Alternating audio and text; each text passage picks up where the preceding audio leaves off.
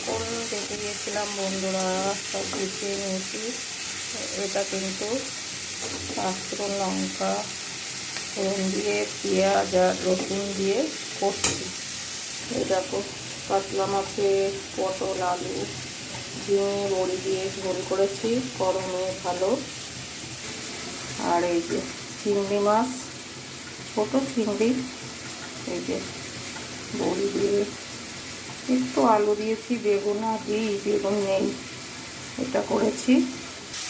একটু আদা টমেটো একটু গ্রেট করে দিয়েছি, একটু কাশ্মীরি লঙ্কার গুঁড়ো দিয়েছি। এবার আলু আর ছোলাটাকে একটু সেদ্ধ করে নিয়েছিলাম, একটা সিটি দিয়েছি। এবার দেখো এটাকে কষছি।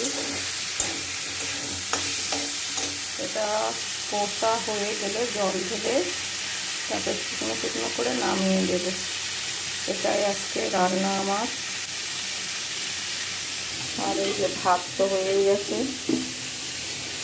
এই তো দেখালাম বন্ধুরা, আর কি করবো, শরীরটা তো ভালো নেই। তাহলে বন্ধুরা রাখি, টাটা, ভালো থেকো, সুস্থ থেকো। আবার পারলে অন্য ভিডিও আসবো, দেওয়ার চেষ্টা করবো। ভালো থেকো বন্ধুরা।